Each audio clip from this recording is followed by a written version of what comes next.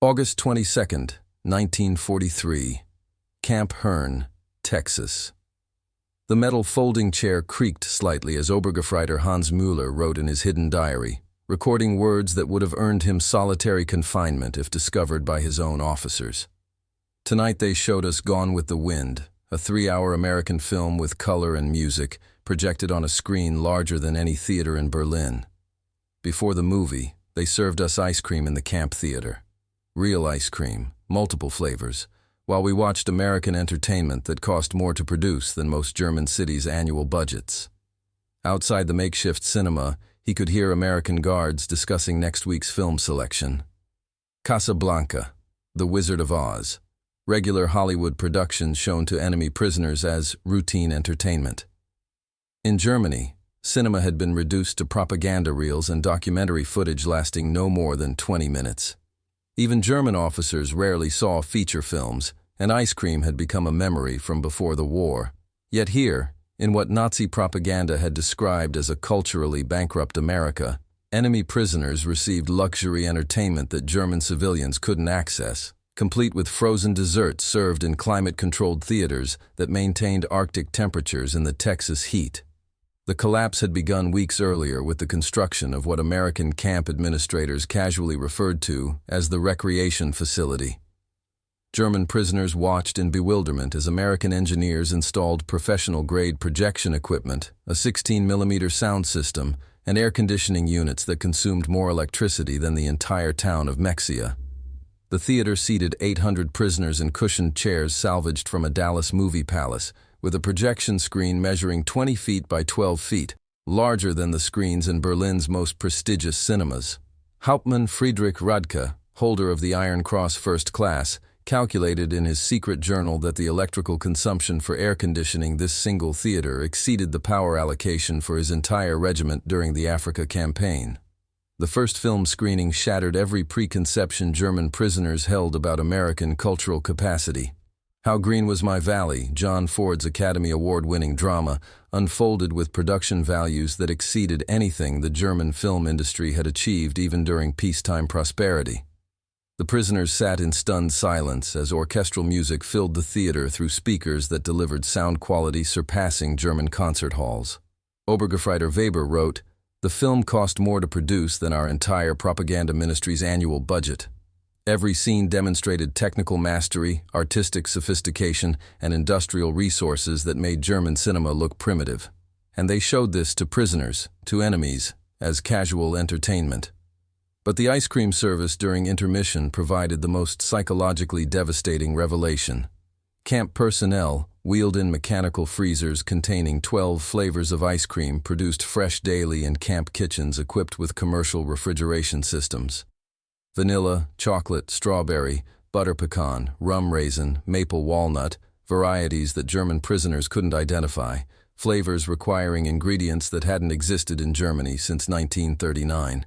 Each prisoner received unlimited portions served in real glass bowls with metal spoons, luxury tableware that German officers hadn't seen since before mobilization. Feldwebel Otto Krebs wrote, "They served ice cream during a movie. Frozen luxury while watching entertainment that represented years of artistic labor. We consumed desserts worth a month's German wages while viewing cultural production exceeding our national capacity." The camp's projection equipment represented technological advancement that challenged German assumptions about American industrial priorities. The 16mm projectors, manufactured by Bell and Howell specifically for military applications, incorporated precision engineering that exceeded German optical instruments used for artillery ranging. The sound system, designed by Western Electric, delivered audio fidelity that surpassed German radio broadcasting equipment. Most devastating was the casual nature of this technological deployment. American guards explained that identical projection systems operated in all 500 POW camps across America, representing entertainment infrastructure that exceeded Germany's total cinema capacity, deployed exclusively for prisoner recreation. Weekly film schedules posted in camp barracks revealed the scope of American cultural production that defied Nazi propaganda about decadent capitalism. Citizen Kane, The Maltese Falcon, The Best Years of Our Lives, feature films produced during wartime that demonstrated artistic ambition and technical sophistication impossible under German economic conditions. Each film cost between $500,000 and $2 million to produce, budgets exceeding the construction costs of German military installations. Prisoners calculated that weekly film screenings at Camp Hearn represented more cultural investment than their entire hometowns had received since 1933. The psychological impact intensified as prisoners learned about Hollywood's industrial structure. American guards, many of whom had worked in entertainment before military service, explained that film production continued throughout the war at unprecedented levels. Studios employed 100,000 workers producing 400 feature films annually while simultaneously supporting military production. This dual capacity, maintaining luxury entertainment while fighting global war, demonstrated resource abundance that transcended German comprehension. Lieutenant Colonel Wilhelm von Steuben wrote, "They produce entertainment as we produce ammunition, continuously, professionally, without sacrifice of military capacity. Their luxury industries operate at wartime peaks, while our essential industries struggle with resource shortages." The ice cream production supporting theater operations revealed similar industrial abundance applied to prisoner comfort. Camp Hearn's kitchen contained walk-in freezers maintaining temperatures of -10 degrees Fahrenheit through electric refrigeration consuming 50,000 watts hourly. Industrial ice cream machines, each capable of producing 200 gallons daily, operated continuously to meet demand for twice-weekly theater service and daily commissary sales. The camp's ice cream consumption, 5,000 gallons weekly, exceeded the total frozen dessert production of Austria during its best peacetime year. This represented luxury food service for prisoners that surpassed German civilian access during prosperity. But the content of American films provided the most subversive psychological impact. Unlike German propaganda cinema that presented simplistic narratives supporting state ideology, Hollywood productions displayed complex storytelling, moral ambiguity, and social criticism that challenged authoritarian thinking. The Grapes of Wrath depicted American economic hardship with brutal honesty, demonstrating cultural confidence that permitted self-examination impossible under Nazi censorship. Mr. Smith goes to Washington celebrated democratic ideals while criticizing political corruption, a combination of patriotism and dissent that confused prisoners accustomed to totalitarian messaging. Gefreiter Paul Fischer wrote, "They show films criticizing their own government, their own society, their own history. Yet this criticism strengthens rather than weakens them. In Germany, such honesty would mean death. Here it is considered artistic excellence." The technical quality of American sound films demonstrated industrial capacity applied to cultural production that exceeded German military engineering. Technicolor processing required chemical precision and mechanical complexity, surpassing German optical manufacturing. Orchestral soundtracks featured symphonies of 100 musicians recorded with equipment more sensitive than German communications intercept systems. Each feature film incorporated more advanced technology than German radar installations, yet this represented routine entertainment production rather than strategic military investment. Obergefreiter Merz calculated that the sound recording equipment in a single Hollywood studio consumed more electricity than his entire district in Hamburg received for essential services. Christmas 1943 provided the most comprehensive demonstration of American entertainment abundance combined with luxury food service. Camp administrators organized a week-long film festival featuring It's a Wonderful Life, Miracle on 34th Street, and special Technicolor presentations of Disney animated features. The ice cream service expanded to include premium flavors specifically imported for holiday celebrations, peppermint stick, eggnog, cinnamon, and chocolate mint varieties that required ingredients unavailable in Germany since 1935. Local civilian groups contributed homemade cookies and candy to supplement the theater refreshments, demonstrating community participation in prisoner entertainment that exceeded German civilian access to luxury foods and cultural events. The Christmas film programming revealed American cultural sophistication that challenged every Nazi assumption about democratic decadence. It's a Wonderful Life presented complex philosophical themes about individual worth and community responsibility with artistic depth that German propaganda films never attempted. The production values, elaborate sets, professional acting, orchestral scores, represented cultural investment exceeding German expenditure on education and arts combined. Prisoners consumed premium ice cream while viewing entertainment that cost more to produce than German cities' total cultural budgets, a combination of material luxury and intellectual sophistication that demolished Nazi theories about American inferiority. The cumulative psychological impact of combining sophisticated entertainment with luxury refreshments destroyed German preconceptions about American civilization more effectively than any military defeat. Prisoners who had believed in German cultural superiority now witnessed a society that treated complex artistic production and premium food service as basic entitlements for enemies rather than elite privileges for citizens. The evidence was overwhelming, undeniable, and psychologically devastating.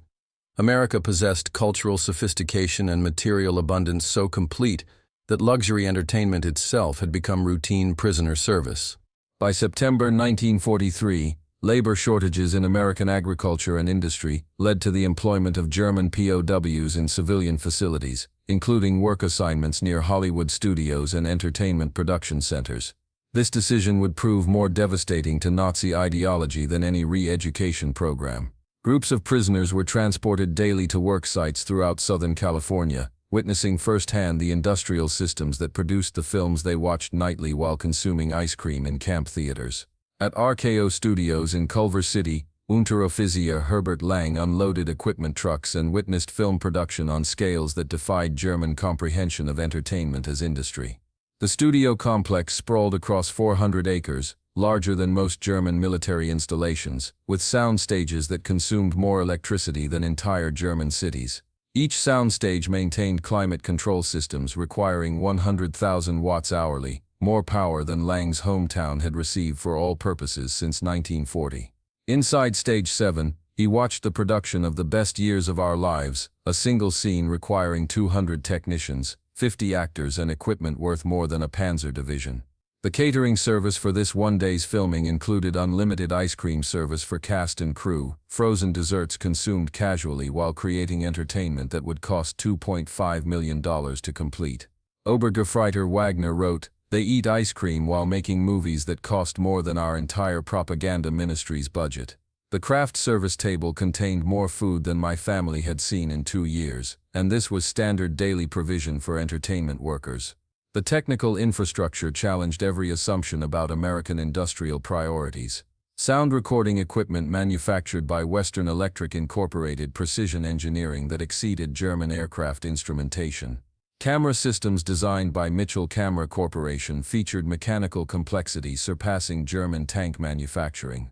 Most devastating was the casual deployment of this technology for civilian entertainment while simultaneously supporting military production that dwarfed German industrial capacity. Studio managers explained that Hollywood equipment procurement never competed with military needs because American manufacturing produced sufficient quantities for both purposes without resource conflict. At Republic Studios, prisoners witnessed the production line approach to entertainment manufacturing that revolutionized their understanding of cultural creation. BIA pictures were produced on 7-day schedules using standardized sets, costumes, and technical crews that rotated between projects with industrial efficiency. The studio's commissary, larger than most German town halls, served unlimited ice cream and Coca-Cola to 2,000 employees throughout 3 daily shifts. Stabsfeldwebel, Ernst Wagner documented the experience. "They manufacture entertainment like we manufacture ammunition, continuously, efficiently, with specialized workers and mechanized processes. But they also provide luxury refreshments that we couldn't achieve with peacetime resources. The commissary's ice cream consumption exceeded our entire district's dairy production." The prisoner work assignments revealed American luxury production integrated into entertainment industry operations at every level. At Paramount Studios, German POWs working in prop warehouses discovered storage facilities containing more luxury items used for film production than existed in all of Germany. Fake ice cream made from plaster for filming required real cream for texture reference, consuming dairy products purely for visual authenticity in quantities that could have supplied German hospitals. Wardrobe departments maintained climate-controlled storage for costumes requiring fabrics unavailable in Germany since 1938. The casual waste was magnificent, entire sets constructed for single scenes, then demolished, representing resource expenditure that exceeded German military construction budgets. Near Burbank, prisoners working at Warner Brothers witnessed the integration of entertainment production with defense manufacturing that demonstrated American industrial depth. The studio's machine shops, originally designed for elaborate set construction, had been converted to aircraft parts manufacturing while maintaining full entertainment production capability. Workers moved seamlessly between building bomber components and movie sets, consuming ice cream during breaks regardless of assignment. The dual-purpose facilities consumed electricity that would have powered German cities while producing both luxury entertainment and military equipment without apparent resource strain. The most psychologically devastating revelations came through direct observation of Hollywood's labor force enjoying living standards that exceeded German officer privileges. Studio electricians, carpenters, and technicians drove personal automobiles to work, lived in homes with air conditioning and refrigeration, and consumed ice cream and soft drinks throughout their shifts as standard workplace amenities.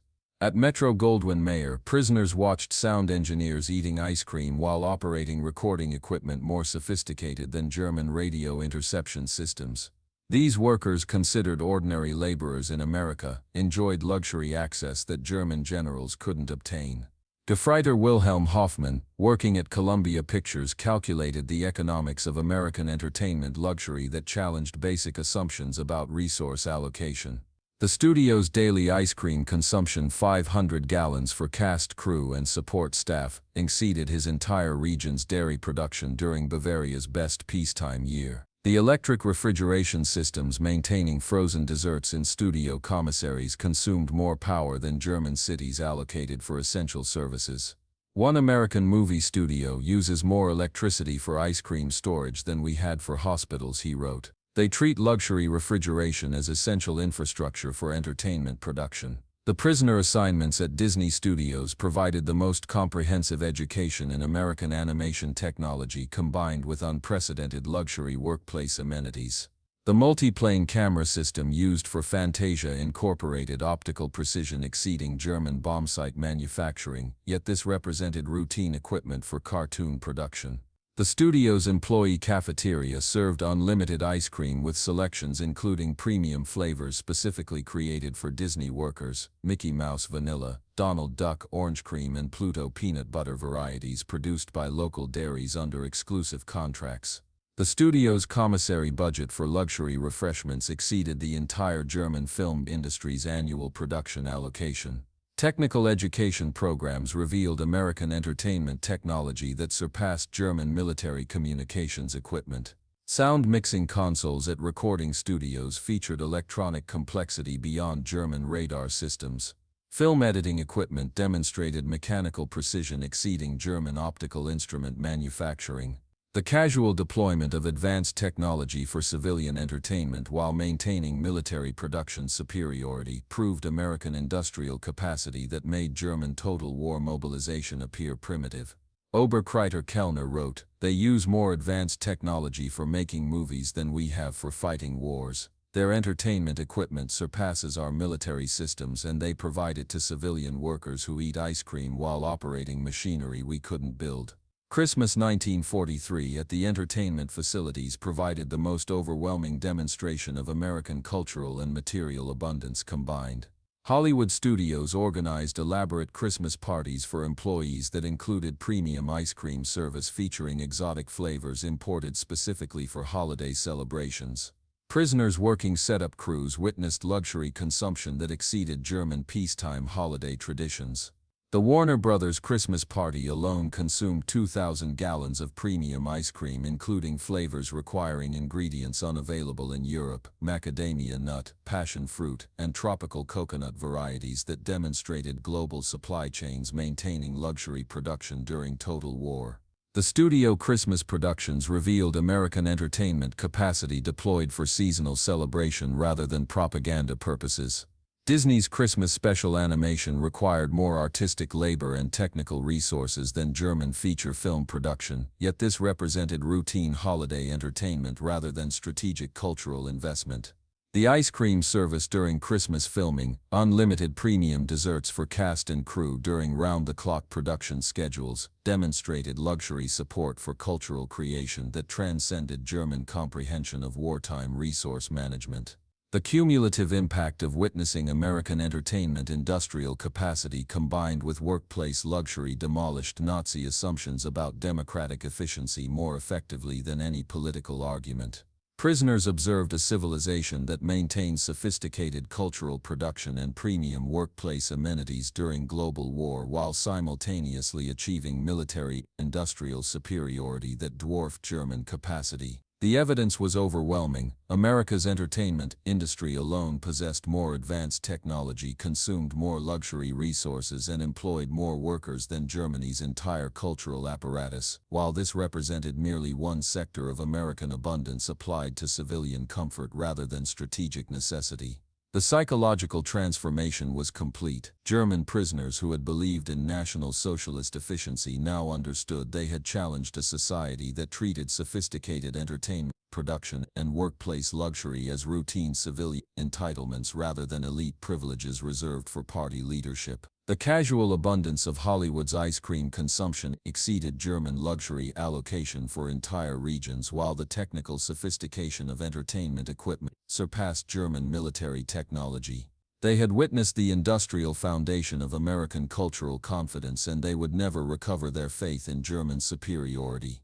By winter 1943, the cumulative impact of combining sophisticated entertainment with luxury refreshments was producing what American intelligence officers called cultural surrender syndrome among German prisoners. The Special Projects Division, a secret re-education program run by the Provost Marshal General's office, documented increasing numbers of prisoners requesting access to American films, books, and educational materials while simultaneously consuming unprecedented quantities of ice cream during camp recreational activities. Major Paul Noland, a member of the monitoring team, reported in December 1943, "The prisoners no longer argue when shown American production statistics or cultural achievements. They have witnessed too much. The most fanatical Nazis have become quiet during film screenings. They still maintain loyalty to Germany, but no longer speak of American cultural inferiority. Many openly question what they were told about democratic decadence, while consuming luxury refreshments that exceed their peacetime experiences." The camp newspapers produced by prisoners themselves began reflecting this transformation through entertainment reviews and cultural commentary that would have been impossible under Nazi censorship.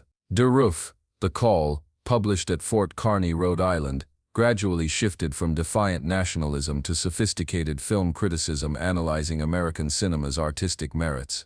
The editors, carefully selected anti-Nazi prisoners, found their audience increasingly receptive to discussions of democratic themes presented in Hollywood productions. Lieutenant Hermann Goetz, captured with the 10th Panzer Division, wrote in a letter that passed American censors, "We were told American entertainment was crude propaganda designed to corrupt superior German culture. Every film screening proves the opposite. These are sophisticated artistic productions demonstrating cultural confidence and technical mastery. The ice cream served during intermissions is merely confirmation of the abundance that enables such cultural achievement." The educational film programs revealed American documentary production that challenged Nazi propaganda more effectively than any political argument. Prisoners watched The River, Per Lawrence's acclaimed documentary about Mississippi Valley development, while consuming ice cream flavors that incorporated ingredients from the agricultural regions featured in the film.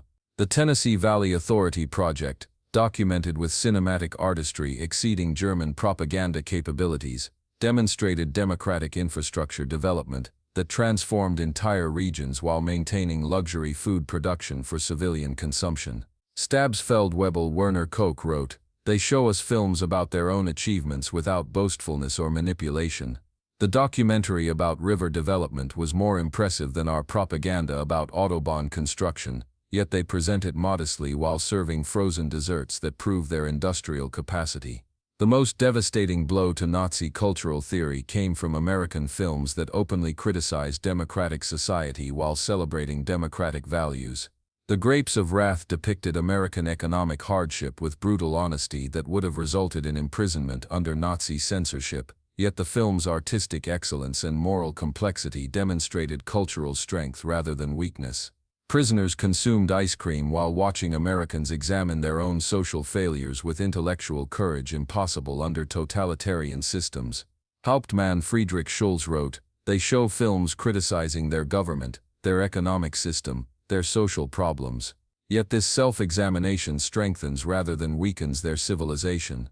In Germany, such honesty would mean death. Here it receives Academy Awards and ice cream service in prison camps.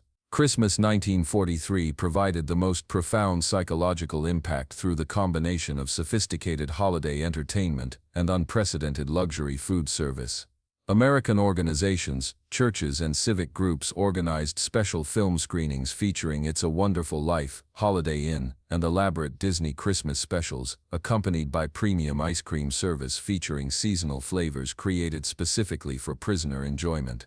Local communities contributed homemade eggnog ice cream, peppermint stick varieties, and cinnamon apple combinations that required ingredients unavailable in Germany since 1935. The Methodist Church Choir from nearby Hearn performed Christmas carols before film screenings while camp personnel served unlimited ice cream from mechanical freezers decorated with holly and mistletoe. The Christmas entertainment programming revealed American cultural sophistication applied to seasonal celebration rather than political propaganda. It's a Wonderful Life presented complex philosophical themes about individual worth, community responsibility, and democratic values with artistic depth that German cultural production never attempted. The film's production budget, $3.7 million, exceeded the entire German Christmas celebration allocation for military personnel, yet this represented routine holiday entertainment rather than strategic cultural investment. Prisoners consumed premium holiday ice cream while viewing entertainment that demonstrated American capacity for philosophical reflection, artistic excellence, and material abundance simultaneously. The psychological impact of Christmas kindness combined with luxury entertainment shattered the final remnants of Nazi racial theory and cultural assumptions. Obergefreiter Walter Mueller, whose brother had died in the bombing of Hamburg, wrote, "They know we are their enemies. Many have sons and husbands fighting against our armies, yet they provide sophisticated entertainment and luxury refreshments with genuine charity. What kind of civilization treats enemies this way? Only those absolutely certain of their cultural superiority and material abundance." The ice cream during Christmas films was not propaganda but proof of confidence. By early 1944, over 40,000 German prisoners were enrolled in educational programs that combined academic instruction with cultural activities, including regular film screenings and ice cream social events. They studied English while watching American films, analyzed democratic theory while consuming luxury refreshments, and participated in discussion groups that debated Germany's future after experiencing American cultural and material abundance. The University of Chicago provided correspondence courses in film studies and American culture. Stanford University sent professors to lecture on democratic arts and entertainment while camp personnel served ice cream during academic presentations. The camp theaters became classrooms in democratic culture where prisoners discovered libraries with millions of books, universities that welcomed all social classes, and entertainment industries that led the world while maintaining luxury food service as standard amenity. They read American newspapers freely, comparing multiple viewpoints while consuming ice cream and soft drinks, something impossible in Nazi Germany where cultural diversity was suppressed and luxury foods reserved for party elites. Hauptmann Dr. Wilhelm von Braun, a physicist conscripted from the Kaiser Wilhelm Institute, attended lectures on American scientific achievement at Camp Shelby while enjoying premium ice cream flavors. He later wrote, "American professors, including Jewish refugees from Germany, taught us without hatred while providing luxury refreshments that exceeded German academic amenities. They spoke of knowledge as universal, belonging to all humanity. They shared advanced research with enemies while serving frozen desserts that proved their industrial superiority." The camp theaters showed American films that demonstrated cultural confidence through honest self-examination, something incomprehensible to minds shaped by Nazi propaganda. Prisoners watched The Best Years of Our Lives, seeing American veterans struggling with post-war adjustment, amazed that Americans would show such vulnerability to enemies while providing ice cream service that exceeded German officer privileges. They viewed Citizen Kane, observing complex criticism of American wealth and power, confused by entertainment that challenged authority while proving cultural sophistication. Lieutenant Joseph Kramer wrote, "They hide nothing from enemies. They show their problems, their failures, their conflicts while serving luxury refreshments. Yet this honesty makes them stronger, not weaker." In Germany, such criticism would mean death. Here it is considered artistic excellence worthy of ice cream celebration. Spring 1944 brought expanded cultural programs as American entertainment reached its wartime peak while maintaining luxury amenities for prisoner education. German POWs attended film festivals, participated in theater productions, and witnessed American cultural creation that exceeded German peacetime capacity, while consuming ice cream varieties that demonstrated global supply chains functioning during total war. At the Camp Spring Film Festival, prisoners watched Casablanca, The Maltese Falcon, and Double Indemnity while enjoying exotic ice cream flavors including tropical fruit varieties that required ingredients from territories Germany could no longer access. The summer 1944 entertainment schedule provided the final demolition of Nazi propaganda about American cultural weakness. German prisoners participated in Independence Day celebrations featuring outdoor film screenings, patriotic entertainment, and unlimited ice cream service that exceeded German national holiday provisions during peacetime prosperity. They watched Yankee Doodle Dandy while consuming more luxury refreshments than German officers received for Christmas, understanding that American patriotism combined cultural confidence with material abundance in ways that challenged totalitarian assumptions about sacrifice and scarcity. The psychological transformation was complete by autumn 1944. Prisoners who had arrived believing in German cultural superiority now understood they had challenged a civilization that treated sophisticated entertainment and luxury refreshments as basic entitlements rather than elite privileges. The evidence was overwhelming. American cultural production exceeded German capacity, while maintaining ice cream service that proved industrial abundance beyond Nazi comprehension. They had witnessed the foundation of democratic confidence, a society secure enough in its cultural achievements and material prosperity to share both with enemies who had attempted its destruction. The camp entertainment programs succeeded because they demonstrated rather than argued. Every film screening proved American cultural sophistication while ice cream service confirmed industrial abundance. Every documentary showed democratic achievement while luxury refreshments demonstrated the prosperity that enabled such cultural investment. The prisoners were converted not by propaganda but by overwhelming evidence of a civilization that combined artistic excellence with material abundance so completely that both could be casually shared with those who had sought to destroy it. Throughout their captivity, German prisoners experienced something that challenged Nazi ideology more than any material wealth or entertainment sophistication. American humanity expressed through the combination of cultural inclusion and luxury hospitality.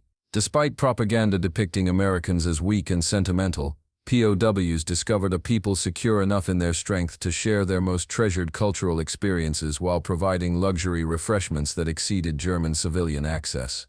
When Gefreiter Hans Mueller's wife wrote that their children had never seen a motion picture, the American camp commander arranged special family correspondence that included photographs from camp film screenings and recipes for homemade ice cream that could be prepared with Red Cross packages. When Lieutenant Paul Fisher mentioned his background as a music teacher, local civilian groups invited him to attend symphony performances in nearby cities, complete with intermission refreshments that included premium ice cream varieties he had never imagined. The integration of prisoners into American community cultural life provided the most devastating evidence of democratic confidence and material abundance. Local churches in Texas, Oklahoma, and Kansas regularly invited German POWs to attend film screenings in community centers, evening entertainment that featured Hollywood productions followed by ice cream socials where prisoners experienced American civilian life firsthand. The Methodist Church in Hearn organized monthly movie nights specifically for German prisoners, screening films like The Best Years of Our Lives and It's a Wonderful Life, while serving homemade ice cream flavors created by churchwomen using rationed sugar and cream. These civilian women sacrificed their own dessert rations to provide luxury refreshments for enemy soldiers, demonstrating generosity that transcended Nazi comprehension of wartime behavior. They separated the German people from the Nazi regime, wrote Hauptmann Otto von Steinberg. They said they were fighting Hitler, not Germans, and proved this through cultural inclusion rather than propaganda. They invited us to share their entertainment, their community gatherings, their luxury foods. This distinction, which seemed like manipulation, proved genuine through consistent hospitality that included ice cream service at church socials and family film screenings. They prepared us to understand democratic culture after the war, not to reject it through bitterness. The medical and psychological treatment of prisoners particularly affected those who had experienced trauma, demonstrating American therapeutic approaches that combined advanced medical care with entertainment therapy and comfort foods. German doctors worked alongside American medical staff in camp hospitals that used film screenings as psychological rehabilitation while providing ice cream as both nutrition therapy and emotional comfort. Prisoners received mental health treatment that was virtually unknown in the Wehrmacht, including group therapy sessions conducted in camp theaters where patients watched carefully selected films while consuming prescribed ice cream varieties designed to improve nutrition and morale simultaneously. Dr. Friedrich Bauer, chief medical officer among the German prisoners, documented treatment protocols that exceeded German civilian medical care. They treated attempted suicides with counseling combined with entertainment therapy and comfort foods rather than punishment, Dr. Bauer wrote. Prisoners with mental breakdowns received film therapy sessions while consuming ice cream flavors selected for their calming psychological effects. This combination of cultural healing and luxury comfort revealed medical sophistication we never understood. They healed enemies with kindness, entertainment, and frozen desserts. The prisoner correspondence programs revealed American civilian engagement with enemy soldiers that demonstrated cultural confidence through shared entertainment experiences and food traditions. Thousands of American families volunteered to write letters to German POWs, often including descriptions of local entertainment, recipes for ice cream and desserts, and invitations to attend community events after the war. These letters, monitored but rarely censored, provided German prisoners with insights into American family life where entertainment and luxury foods were integrated into daily routines rather than reserved for special occasions. American children sent drawings of movie theaters and ice cream parlors to German soldiers, innocent cultural exchange that proved American abundance was generational rather than temporary wartime propaganda. Local communities competed to provide the most elaborate entertainment and refreshment experiences for prisoner groups. The town of Mexia organized special film festivals featuring Texas-themed movies while serving regional ice cream specialties including Bluebell vanilla and peach varieties made with local ingredients. Kansas farming communities invited prisoner work details to attend harvest celebration films followed by ice cream socials featuring flavors made from cream produced on farms where the prisoners had worked. These experiences demonstrated that American luxury and entertainment were rooted in agricultural abundance and community cooperation rather than industrial exploitation or resource extraction from conquered territories. Spring 1944 brought expanded community integration programs that combined cultural education with luxury hospitality in ways that completed the psychological transformation of German prisoners. Local universities invited POW groups to attend film screenings, followed by discussion sessions about American democracy, entertainment, and culture while providing unlimited refreshments that included exotic ice cream flavors and international soft drinks.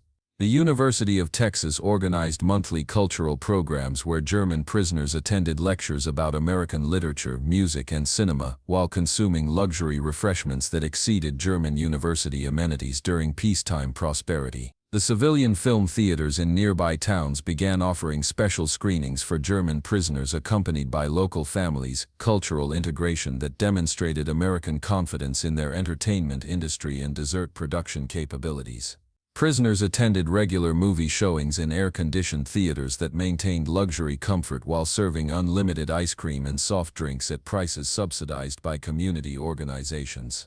These civilian theater experiences revealed that American entertainment, luxury was democratically accessible rather than restricted to elite classes, a fundamental challenge to Nazi assumptions about capitalist inequality and resource distribution. The most psychologically transformative experiences came through American families who invited individual prisoners to their homes for entertainment evenings that featured film screenings on home projection equipment while serving elaborate ice cream desserts prepared specifically for enemy guests. These family visits revealed American domestic abundance that exceeded German officer privileges, homes with multiple radios, phonograph collections, and even private film libraries combined with kitchen facilities capable of producing restaurant-quality ice cream using home refrigeration equipment. Obergefreiter Weber wrote after visiting the Johnson family in Tyler, Texas, "They own more entertainment equipment than German cultural centers.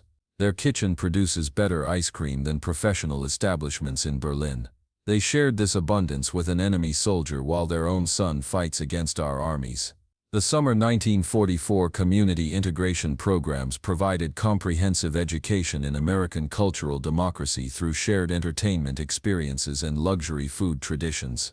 German prisoners attended 4th of July celebrations featuring outdoor film screenings, patriotic entertainment, and unlimited ice cream service that demonstrated American festival culture operating at scales that exceeded German national celebrations. Local bands performed while community volunteers served premium ice cream flavors including patriotic varieties featuring red, white, and blue ingredients that required advanced food coloring and flavoring techniques unavailable in wartime Germany. The final cultural integration occurred through American civilian employment of German prisoners in entertainment-related industries where they witnessed the intersection of democratic culture and luxury production. Prisoners worked at civilian ice cream production facilities, movie theaters, and entertainment venues where they observed American workers enjoying cultural amenities and workplace luxuries that exceeded German officer privileges. These civilian work experiences revealed that American entertainment and dessert industries employed democratic labor practices while maintaining luxury production that supplied both military and civilian populations without resource conflict or quality compromise. The cumulative impact of American cultural hospitality combined with luxury food service demolished Nazi assumptions about democratic weakness more effectively than any military victory. German prisoners experienced a civilization that shared its most sophisticated entertainment and precious luxury resources with enemies because their abundance was so complete that generosity represented strength rather than vulnerability. They witnessed cultural confidence expressed through inclusion rather than exclusion, hospitality rather than hatred, sharing rather than hoarding. The ice cream served during community film screenings was not propaganda but proof of a society secure enough in its cultural achievements and material prosperity to treat enemy soldiers as potential friends deserving dignity, entertainment, and comfort.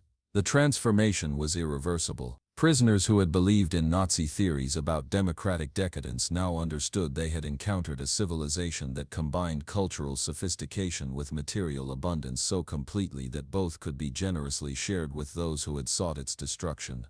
They returned to Germany carrying memories of American kindness expressed through shared entertainment and luxury hospitality, seeds of democratic understanding that would bloom into post-war reconstruction built on cultural cooperation rather than racial antagonism. April 1945 brought the final revelation that would complete the psychological transformation of German prisoners through the most devastating combination of American cultural sophistication and material abundance yet witnessed. As American forces liberated concentration camps in Germany, the footage was shown to German POWs in camp theaters while ice cream was served during intermissions, a juxtaposition that created the most profound psychological impact of their entire captivity. Many prisoners initially refused to believe the documentary evidence, claiming it was propaganda, but the proof was overwhelming. Testimony from American soldiers, photographs, newsreels, and eventually letters from Germany confirming the horror were presented with the same technical excellence and production values as Hollywood entertainment, while prisoners consumed luxury refreshments that exceeded German civilian access during peacetime prosperity. The psychological impact was devastating. Men who had maintained some pride in German honor despite military defeat now faced the complete moral collapse of their nation while experiencing American generosity that included sophisticated entertainment and premium ice cream service for enemies, whose country had perpetrated unprecedented evil. Hauptmann Walter Schmidt wrote the most eloquent summary. "We thought we were warriors for a great cause. We discovered we were tools of criminals. We believed we were bringing civilization to inferior peoples. We found that we were the barbarians. The Americans we called weak and decadent showed us what civilization actually meant through their entertainment, their abundance, and their mercy. As the war ended in May 1945, German POWs faced repatriation with mixed emotions that centered on their experiences of American cultural and material abundance. They had witnessed entertainment sophistication that surpassed German cultural production while consuming luxury foods that exceeded their peacetime civilian access. They had been treated with more dignity by enemies than by their own government, provided better recreation than German officers enjoyed, and given luxury refreshments that proved American industrial capacity beyond Nazi propaganda claims. The last months of captivity were spent preparing for return to a destroyed Germany where theaters lay in ruins and ice cream remained an impossible luxury. American authorities provided comprehensive cultural education and vocational training that emphasized democratic entertainment principles and food service management. Prisoners learned about American agricultural methods that enabled luxury food production, industrial techniques that supported entertainment industries, and democratic principles that encouraged cultural diversity and abundance sharing. Many prisoners requested training in ice cream production, film projection, and theater management, skills that would prove valuable in reconstructing German cultural life after experiencing American entertainment hospitality. They prepared us to rebuild our country's cultural institutions, wrote Oberst Friedrich von Steuben. They gave us knowledge of democratic entertainment, luxury food production, and the generosity that makes both possible. They transformed defeated soldiers into future cultural ambassadors. Between 1945 and 1946, 371,683 German POWs were repatriated from American camps, returning to a Germany where entertainment consisted of occupation force films and ice cream remained unavailable except through American relief programs.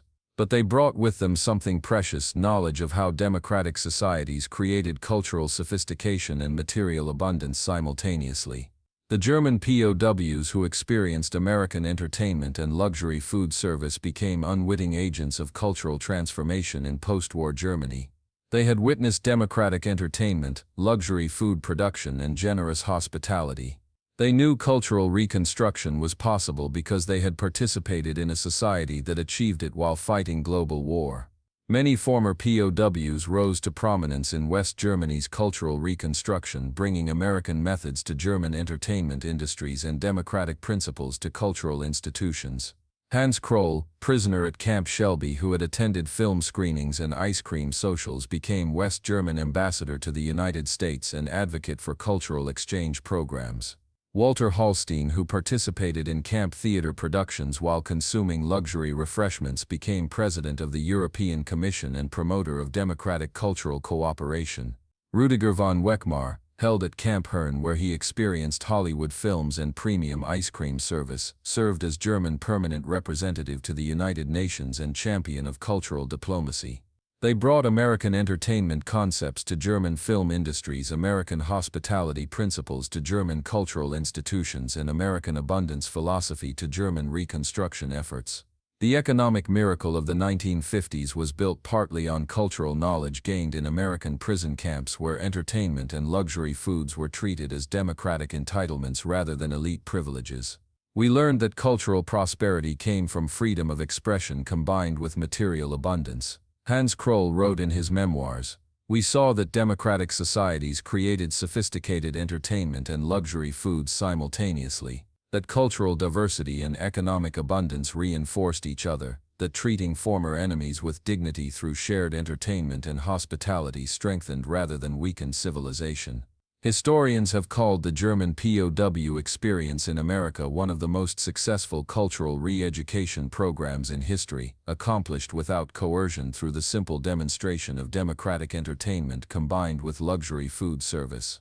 The program succeeded because it relied not on propaganda but on participation. Prisoners experienced American cultural sophistication while consuming material abundance, witnessed entertainment excellence while enjoying hospitality that exceeded their civilian memories, and participated in democratic cultural life while receiving luxury treatment that proved American confidence rather than weakness.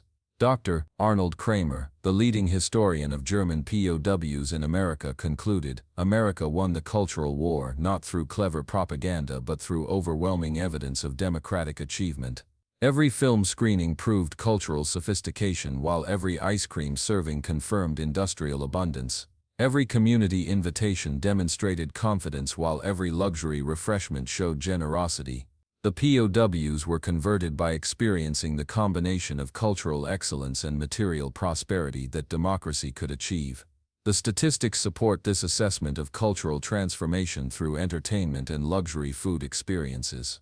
Of the 371,683 German POWs held in America, fewer than 1% attempted escape from camp entertainment and ice cream service that exceeded their civilian memories.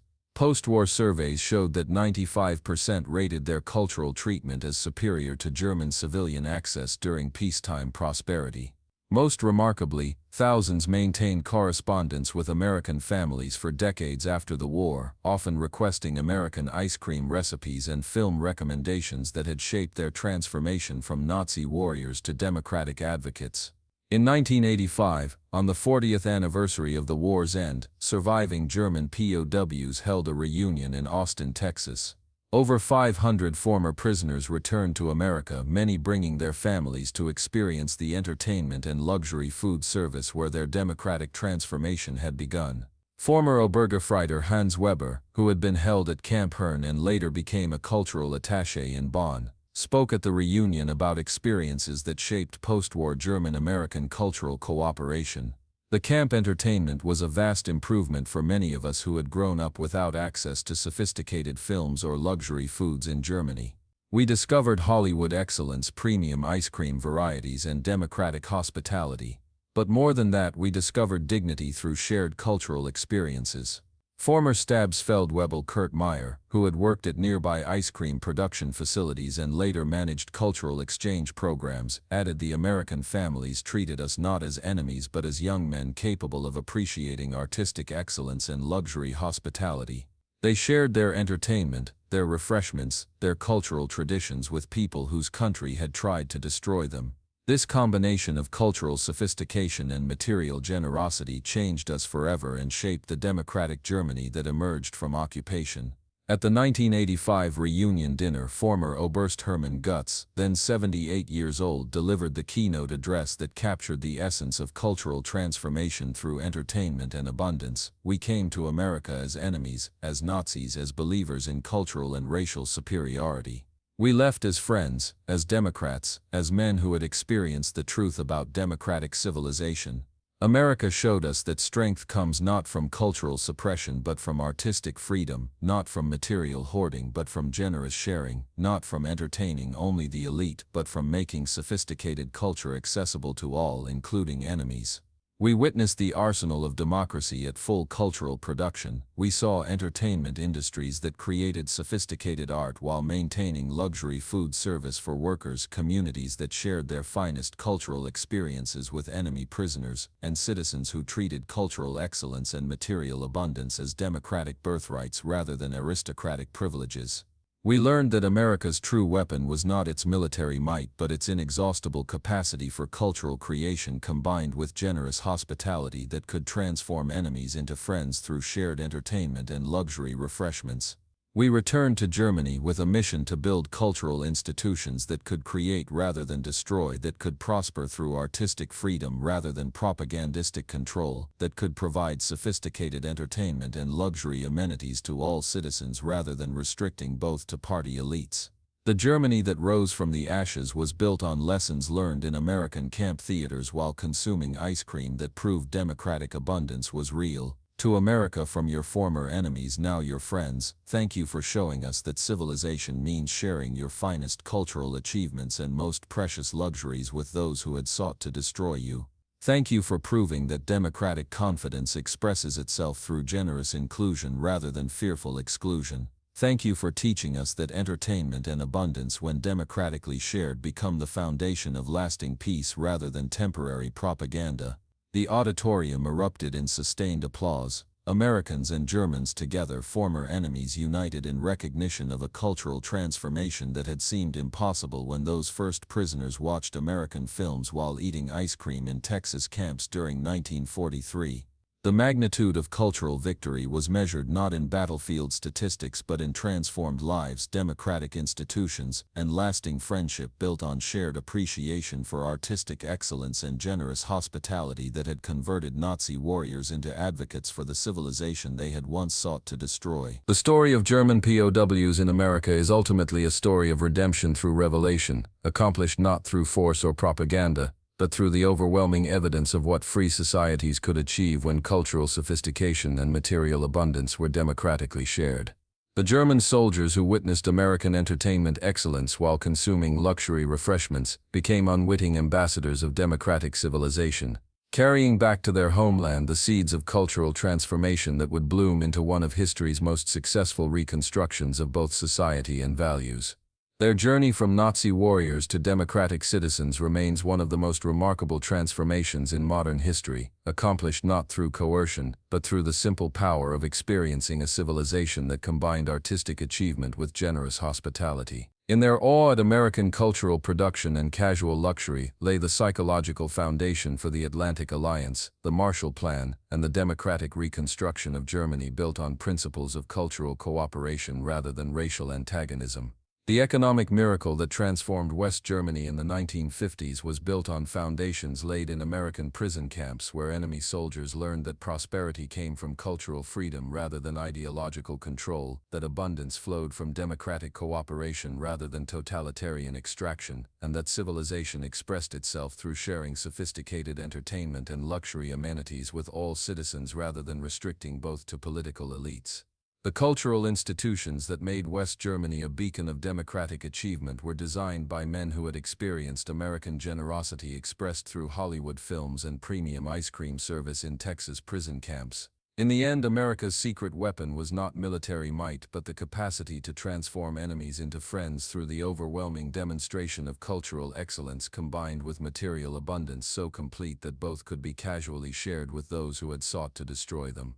The German POWs were stunned by American entertainment sophistication and luxury food production, but more importantly, they were changed by experiencing a society that treated artistic achievement and abundant hospitality as democratic birthrights rather than aristocratic privileges. The final statistics tell the story of transformation more eloquently than any propaganda could have achieved. Of the 371,683 German POWs held in America, 95% rated their entertainment and food service as superior to German civilian access during peacetime prosperity. Over 74% believed their cultural experiences in captivity positively changed their understanding of democratic civilization. Most remarkably, thousands maintained correspondence with American families for decades after the war, often requesting film recommendations and ice cream recipes that had shaped their conversion from Nazi ideology to democratic values. Their children would grow up in a democratic Germany allied with the United States, a partnership built on cultural cooperation and shared values that began when enemy soldiers discovered that everything they believed about American weakness and decadence was not just wrong but the opposite of truth. The transformation that began with ice cream service during Hollywood film screenings in 1943 culminated in the democratic German state that became America's strongest European ally, proving that cultural confidence and generous hospitality could achieve what military victory alone never could: